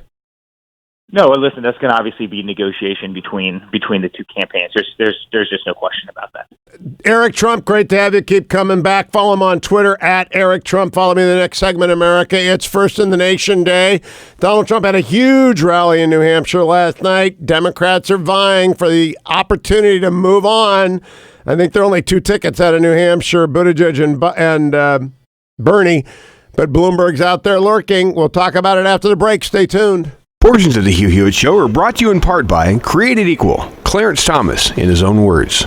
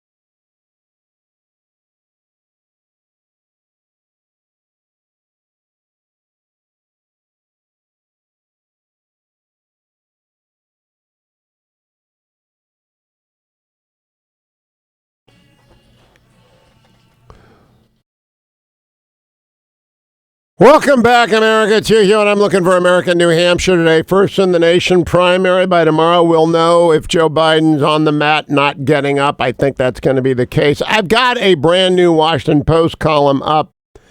You have to go over to Google Washington Post and Hugh Hewitt to get it. It'll be on the landing page later. The title, Can America Safeguard the Vote? I want you to hear this. Questions about the reliability of vote totals have been growing since the Florida fiasco in 2000 and have recurred since. First after the Russian interference in 2016, and again now that the Iowa caucuses appear headed for at least a partial recanvass. Iowa looks like a unique screw-up of an unprecedented nature, but the general challenge may be growing rather than fading. The potential problems or challenges to a credible vote could easily prove to be bipartisan in nature, would almost certainly be international in scope, and would likely not come with an easy-to-find return address. Meanwhile, at home, recent laws anticipate that votes may not be counted until well after the polls close. Even newer laws allow ballots to be collected and dropped off in bundles, a tactic known as harvesting, which is legal in California. When the 2018 elections rolled through California's Orange County, every congressional Republican incumbent was defeated. Definitely a blue wave. Huge numbers of last-minute ballot submissions delayed election results in several Orange County congressional races, wrote commentator Daniel Allett for the Washington Examiner in a deep dive into what happened in Orange County in November 2018. All of them showed the Republican candidate ahead on election night, but every Democrat went on to win once the ballots were counted. That's partly because California law allows for it. But in Orange County, the numbers broke records. Quote, in Orange County, 62% of the ballots from the 2018 election, 689,756 of 1,106,729 were absentee ballots, wrote Scott Baugh, the former chairman out here. Thousands of votes were turned in by ballot harvesters in stacks of 100s and 200s. That is a problem, my friends. Go read the whole column. But guess what? It's even worse than you think, because now there is the threat of artificial intelligence combining with social media to identify the people whose votes can and will be changed, sent to dead drops, marked, harvested, and turned in. We have a real problem on our hands. People, go and read that column. Ballot harvesting is here. It is dangerous. It is real. Now, let me tell you, Mitch McConnell's coming up after the break, so let me do a market report. Coronavirus remains the number one market issue that AndrewandTodd.com are dealing with. They are lenders with Sierra Pacific Mortgage. They lend you the money. All right, they're not brokers. They don't send it out to someone else. They say, hey, what's your property worth? We'll tell you how much money you can get out if you want to consolidate debt. Do you want to buy a second home? Do you want to help your son or daughter, granddaughter, or grandson get into a home? With these ridiculously low interest rates, money is pouring into the United States because of the coronavirus. The 10-year Treasury is down to 1.55%. And it's one of the few segments of the market which is benefiting. If you want to buy property, now is the time to buy it. Andrew and Todd have a great list of brokers they work with all across the United States. I always mention Gordon Wood in Alexandria, Virginia, because he's the guy who's helping people deal with the arrival of HQ2 Amazon there. People listening in Seattle got to call up Gordon Wood, but AndrewandTodd.com are the people that will lend you the money. 888-888-1172. Go and get the best rate possible.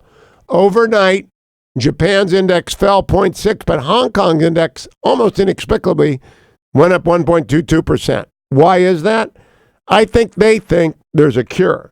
Not that it's contained, but that they've got an antiviral that can cure people. But the mortality rate that came out yesterday, 1%, that's not a good thing. So I expect American stocks to keep rising and the rest of the world to experience a lot of turbulence. I always check Amazon. Amazon went up $54 yesterday. Like Tesla, I think it's going to double. It's just going to go crazy. It's going to be up another double-digit gain today, I think. But whatever it is, interest rates are down. So go to AndrewandTodd.com. Mitch McConnell coming up after the break. So let me remind you, Mitch McConnell's done more for the federal judiciary since Orrin Hatch muscled through Clarence Thomas. And Clarence Thomas is now the subject of a brand new, wonderful movie, Created Equal. Clarence Thomas in his own words. Head over to justicethomasmovie.com and find out where it is playing and go see Created Equal. Clarence Thomas, in his own words, in theaters across the United States. Be inspired and be back here for Majority Leader Mitch McConnell after the break. Stay tuned.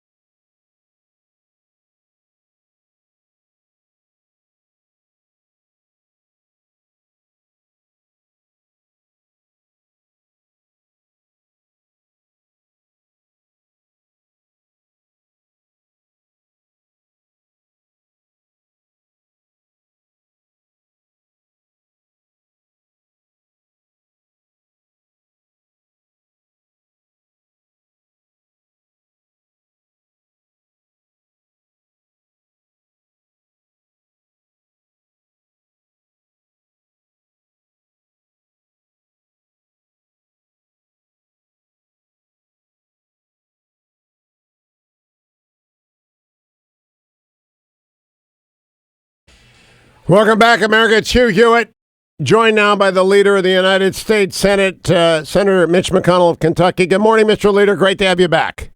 Good morning. Glad to be with you. You know, I've probably talked to you 36 times on the air over my 20 years on this show, and I always talk to you about judges, so I'm going to start with judges. And I've got the classic question, what have you done for me lately? You've actually saved the Constitution with 50 appeals court judges, 2 Supreme Court justices, 133 district court judges. But my old state of California just needs Mark Scarsey and Rick Richmond. We need some district court judges, Leader. Well, we'll work on that. That sounds like what have you done for me lately? It is what it is. Well, look, we're going to do the 51st circuit judge in the Senate today, and at the district judge level, you know, the Democratic senators still have some pull, so the administration's trying to work out some kind of compromise deal, because at the district court level in the Senate, we still. You know, the Democratic senators still have some say in all of that, and the administration is trying to negotiate with Harris and Feinstein, which, as you can imagine, is not easy. Now, you know, there are some decent Democratic would-be judges like John Flynn in California. Now that Senator Harris isn't running for president, Senator Feinstein has always seemed kind of reasonable on this. Do you think we can get a package to get Rick Richmond renominated, Mark Scarsey confirmed, people like John Flynn nominated? Is that doable in an election year? I hope so. You know, we've focused. I have, since I'm, you know, don't try to tell the Judiciary Committee how to run their business. I basically have focused on the circuit judges, where we do not allow the Democratic senators to veto them with the so-called blue slip that you've probably discussed with your audiences before. The blue slip is still allowed for district judges, and I'm sure what's going on in California is a negotiation between the White House and Feinstein and Harris at the district court level. And I know that there are a lot of vacancies that need to be filled. But the good news is we've changed the Ninth Circuit in a dramatic way, as you know, and it's no longer, you know, the far left court that it used to be. No, I argued before the Ninth Circuit 7 years ago, and I won amazingly, and I didn't have to go to en banc. It used to be the land of no return if you had to go to an en banc panel on the Ninth Circuit. Now, because of your judges, you actually get a fair shake. You mentioned Andrew Brasher will be confirmed today. I noticed that a nominee from Mississippi was not returned by the White House. Is there any word on that, Leader McConnell, as to whether or not that nominee will be coming back or a new nominee? No word on that. We have had difficulty filling that seat. There have been some internal differences on the committee over the nominee, and that's still under discussion, but we're certainly not going to let that languish past the end of the year. Now, my motto for the year is leave no vacancy behind. That includes district courts as well. And so we're a long way from being finished with doing court confirmations this year. Any advance word, any inkling of any retirements from the Supreme Court? No word on that. Nothing other than the rumor mill. All right, so tell me a little bit about senior status eligible judges. If they retire and announce now, is there still enough time for every senior status eligible judge who takes senior status to have a nominee put forward and confirmed? Yeah, there still is, and we're going to continue to do that to the end of the year. Obviously, the senior judges need to let the White House know in advance of the actual date so that we can be prepared to move with a new nominee. As I said, my motto for the year is leave no vacancy behind, and that's exactly what I mean. I think it is also one of President Trump's great calling cards for re-election among a slice of the conservative movement, which is significant. Do you agree with me that there is at least double-digit percentages of Republicans vote on judges and judges alone?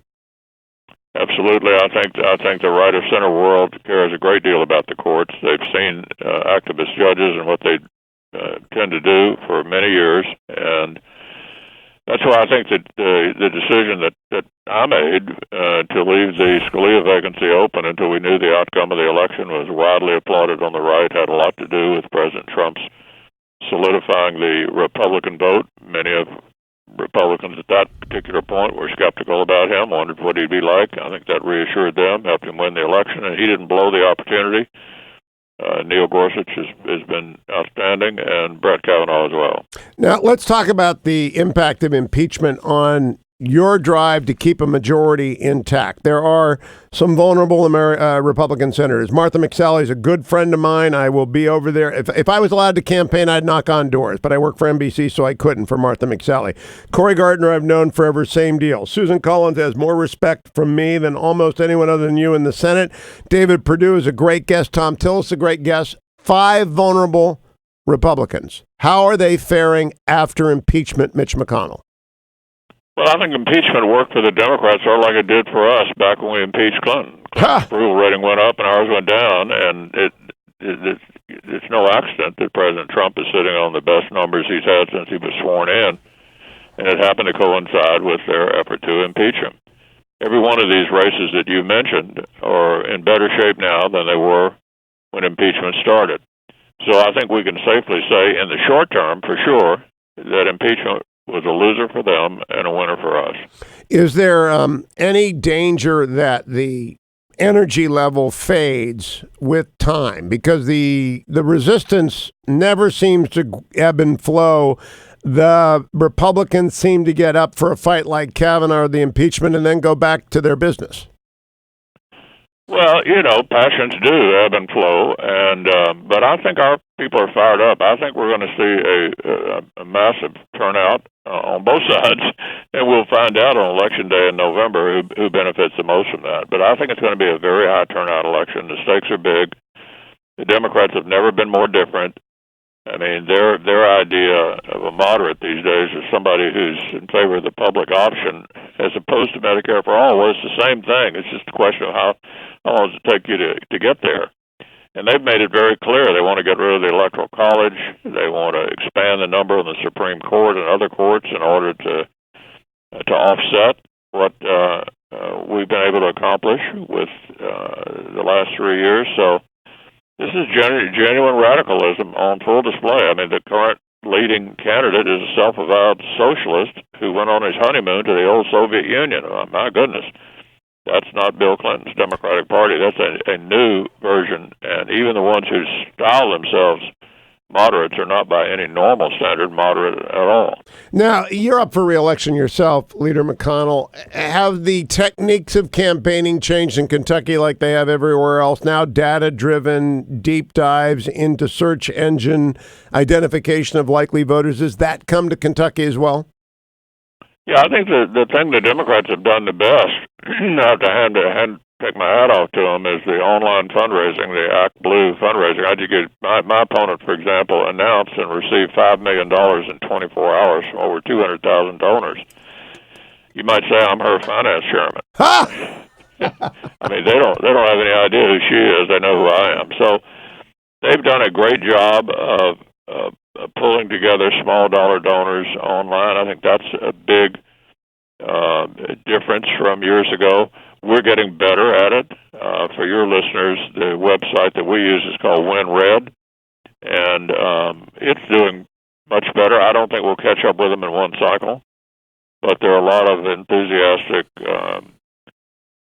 online donors and Fox News watchers and Hugh Hewitt listeners who also, care whether we win, and they can pick up their iPhone and go to WinRed and give their $10 or $15 to their favorite candidate.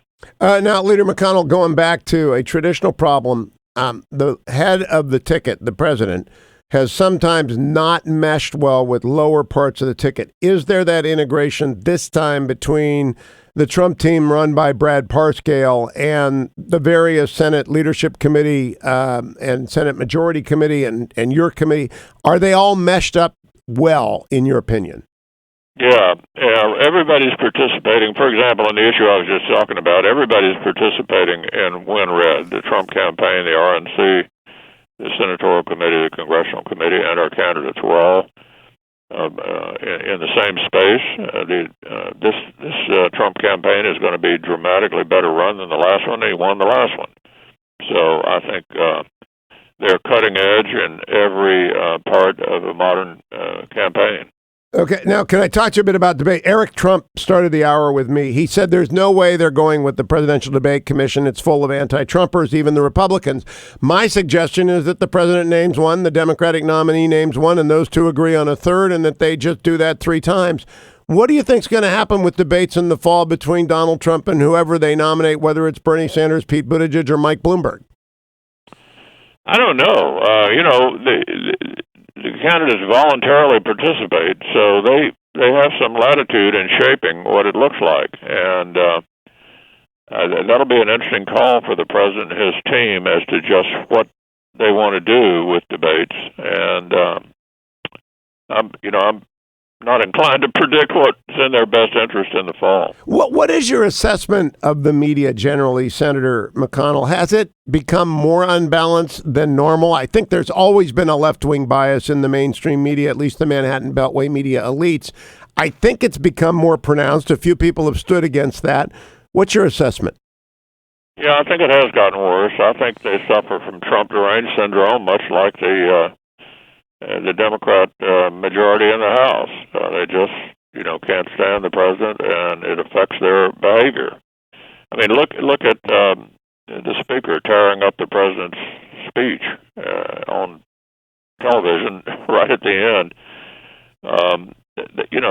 That's not the kind of behavior we expect of our public officials. So I think it's also picked up by the left in the media. You're right. They've always leaned that way. I think they're more aggressively that way now. All right, 2 impeachment questions to finish off the historical record. When the Chief Justice received the question from Elizabeth Warren, he engaged in the Chief Justice Darth Vader stare at someone.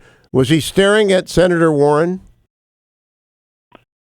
Well, I think there's no question Elizabeth Warren was trying to get the Supreme Court, get the Chief Justice in the middle of this political maelstrom we were having in the Senate called a trial. And the Chief Justice, of course, did not want to do that.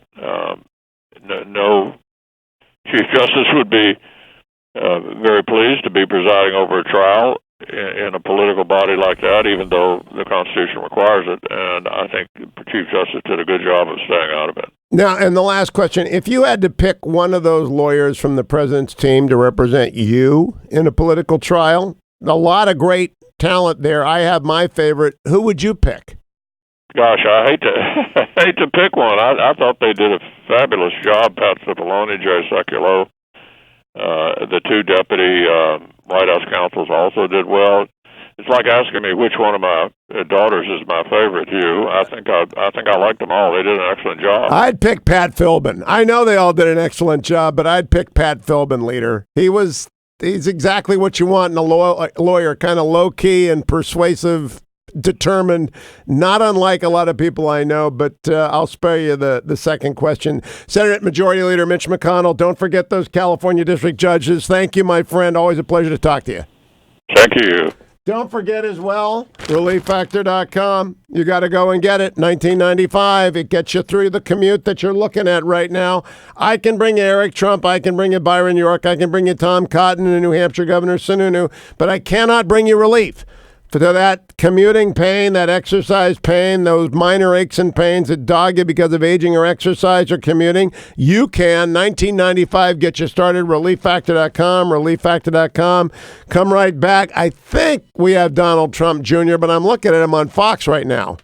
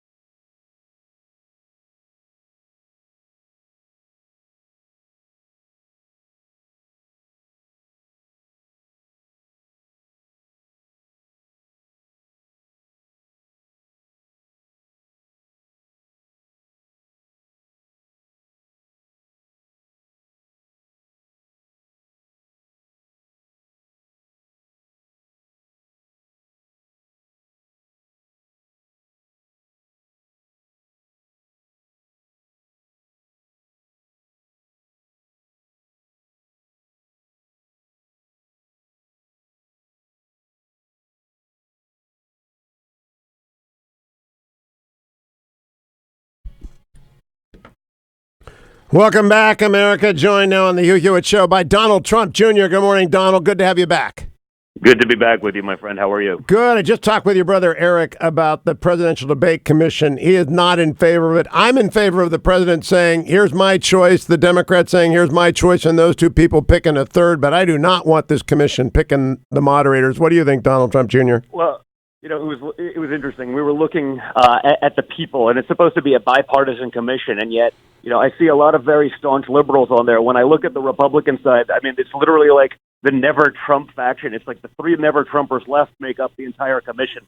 There's not a single guy that was supportive of Trump, not a single. And, we saw what they did with his speaker and the volume last time around with Hillary. Like, why, I don't know why we would let those people decide these things. I don't know why we can't come up with reasonable terms that everyone agrees to and just do it that way, rather than letting some establishment nonsense where they're all probably just making millions of dollars, with a fancy name and actually doing nothing, decide these things. So, I'm with you on that one. How about the Hewitt system? Donald Trump names one, their nominee names one, those two people pick a third, and then you can use the colleges the commission came up with. They're perfectly fine colleges. The dates are fine. I just don't want him picking the moderators because the Democrats never get tough questions. Never. Not even a little bit. And, frankly, as you saw with Mitt Romney, I mean, the moderator was the one that actually shot the kill shot when Candy Crowley lied about, what he had actually said and all of these things. So, we don't need that. I mean, we have enough bias from the media. The last thing we need is from the moderators. I think your dad's still mad at me for my questions in 2016, but I asked everyone tough questions. I don't think he's looking for softballs. I think he's looking for fairness. Am I right? Oh, 100%. I mean, that's the reality. I mean, he has actual things that he's accomplished, major things that he's accomplished that he can run on. I mean, I don't think there's a lot that you can ask him that's going to stump him. And frankly, anyone who's been watching for the last 4.5 years realizes, he's pretty good at these things. He's pretty good on his feet. Candidly, there's no one better. So, I don't think he's worried about that at all. But, there is no reason to put yourself in a terrible situation with biased people who are, frankly, just hoping that Trump loses. Now, Donald Trump Jr., a new Mike Bloomberg clip came out last night from 2015. He defended stop and frisk. He defended, quote, throwing minority kids up against the wall. It's a really radical, off-the-record remark. Will you be talking about that today? What's it tell you about Mike Bloomberg?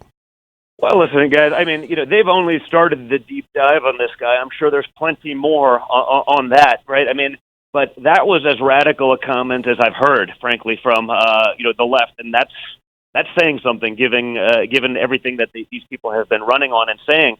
And so, the difference is if this was a Republican, if Mike Bloomberg was running as a Republican and he said that, there'd be calls for him to step out of the race, on this comment. Because he's running as a liberal now, they'll do whatever they can to protect him. They want his money, whether he's the nominee or not. All the other people will want his money to spend to try to defeat Trump. So that's another double standard by which we have to live. But it was truly, it was bad. He's blocked the video of it apparently, but it's an Aspen Institute speech where he explains, quote, you can just Xerox the description of male minority 16 to 25 and hand to cops. It's an unapologetic defense of stop and frisk. Let me ask you, Don Trump Jr., who would you rather run against? I already voted, by the way, in the Virginia primary. It's open. Your dad's going to win, so I voted for Bernie Sanders because I want the clearest choice. A choice, not an echo. I want a socialist and a free market guy. Who do you want to run against?